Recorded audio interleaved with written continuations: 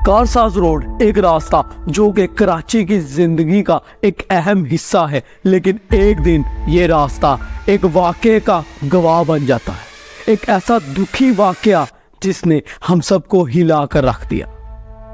दोस्तों, एक बार फिर एक अमीर इंसान ने एक गरीब की जान ले ली और बाद में कहा गया कि ये तो सिर्फ एक रोड एक्सीडेंट था। आज से कई महीने पहले एक ड्रामा आया था जो पूरा का पूरा इसी चीज पर बेस था। एक अमीर लड़के ने एक गरीब लड़के को गोलियां मारकर मार दिया था, एक गरीब लड़के की जान ले ली थी। आखिर में उस अमीर इंसान को सजा तो मिली, लेकिन वो सिर्फ और सिर्फ एक ड्रामा था। उस अमीर इंसान ने अपनी सजा से पहले कहा कि मैं अपनी वालदा को देखना भी नहीं चाहता। उसकी वालदा ने कहा ऐसा क्यों है? वो आगे से बोला कि मैंने जो कुछ भी किया है इसके अंदर सारा का सारा कसूर सिर्फ और सिर्फ आपका है। उसकी वालदा ने कहा ऐसा क्यों? वो कहने लगा जब मैं पहली दफा रोड पर गया था और मैंने अपनी गाड़ी से एक रेडी वाले को टक्कर मार दी थी, तब भी आपने मुझे कुछ नहीं कहा था और रेडी वाले को पैसा देकर मामला रफा दफा करवा लिया था और मुझे आपने कहा था बेटा कुछ नहीं होता, ऐसा होता रहता है, टेंशन नहीं लेनी आपने। जब मैं छोटा था मैंने अपने डॉग को मार दिया था फायर मार के, तब भी आपने मुझे कुछ नहीं कहा था। आपने कहा था बेटा ऐसा होता रहता है। यानी मेरी तरबियत में फर्क था, इसलिए आज मैं इतना बड़ा मुजरिम बन गया हूँ। दोस्तों, हमारी तरबियत में बहुत ही ज्यादा फर्क है। हमारा बेटा या बेटी बाहर से कुछ करके आती है तो हम उसकी गलतियों पे पर्दा डालते हैं और बचपन से ही उसे एक जिद्दी और घमंडी इंसान बनाने की ट्रेनिंग देते हैं। अमीर लोग तो ऐसा बहुत ही ज्यादा करते हैं। हमारे पाकिस्तान में मुकेश अंबानी जितना कोई भी अभी तक अमीर नहीं है। मुकेश अंबानी की मैं आपको एक स्टोरी सुनाता हूँ। मुकेश अंबानी का बेटा, उसने एक दफा गार्ड से बदतमीजी कर दी कि गेट खोलो, तुम्हें नहीं पता मैं मुकेश अंबानी का बेटा हूँ, ये वो। तो मुकेश अंबानी को जब पता चला तो मुकेश अंबानी ने अपने बेटे को बुलाया और गार्ड को भी बुलाया जो गेट कीपर था उनका, और कहा अपने बेटे को माफी मांगो गार्ड से।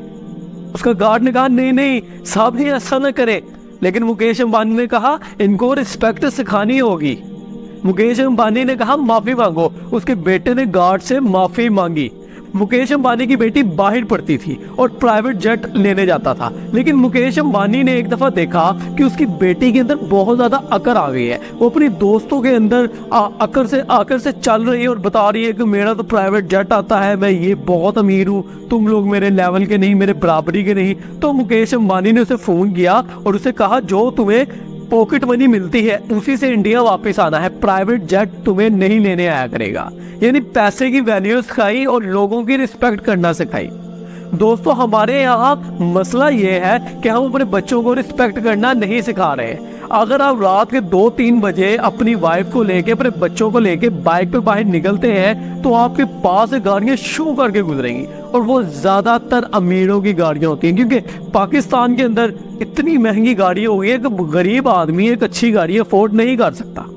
इसलिए जितनी भी ज्यादातर रोड पे गाड़ियां चलती हैं वो अमीरों की चलती हैं। तो अमीर अपने बच्चों को कुछ भी नहीं कहते। अगर उनसे कोई एक्सीडेंट हो जाता है तो वो मामला रफा दफा करवा लेते हैं, जबकि ऐसा बिल्कुल भी नहीं होना चाहिए। जब कोई ऐसा मसला हो तो उनके बच्चों को लाजमी सजा मिलनी चाहिए और ये हमारे लॉ में लाजमी होना चाहिए। अब भी हमारी अपील है कि नताशा को लाजमी सजा मिले। और ये जो ड्रामे हो रहे हैं कि उसने नशा किया हुआ था तो V8 की चाबी पकड़ी उसने, किसी मेहरान की चाबी नहीं पकड़ी उसने। नशे में उसने V8 इतनी स्पीड से चलाई।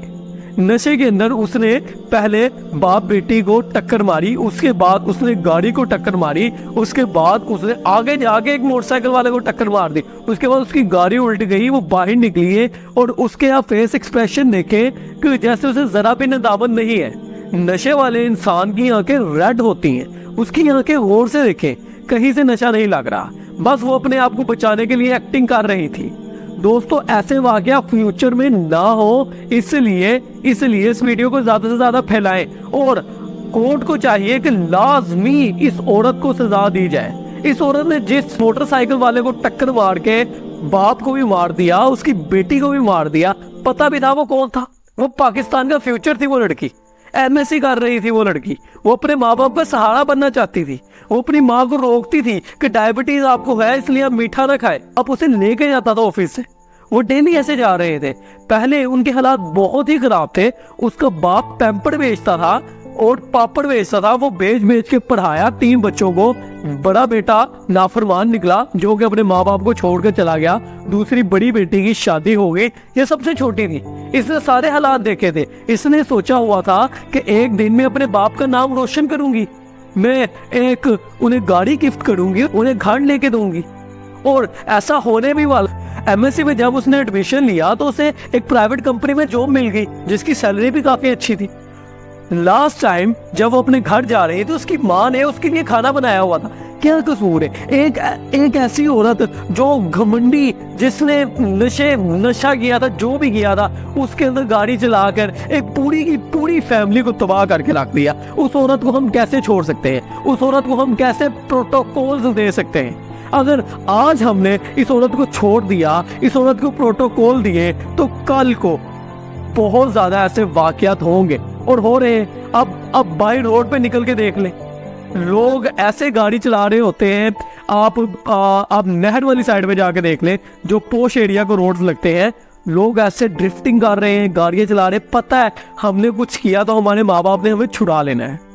मेरे दोस्तों, पाकिस्तान में ऐसा ला होना चाहिए कि कोई भूल में ना रहे कि उसका वालिद या उसकी वालिदा या उसका मामू या उसका चाचू पुलिस में है या कोई अच्छे रैंक पे है, वो उसे छुड़ा लेगा।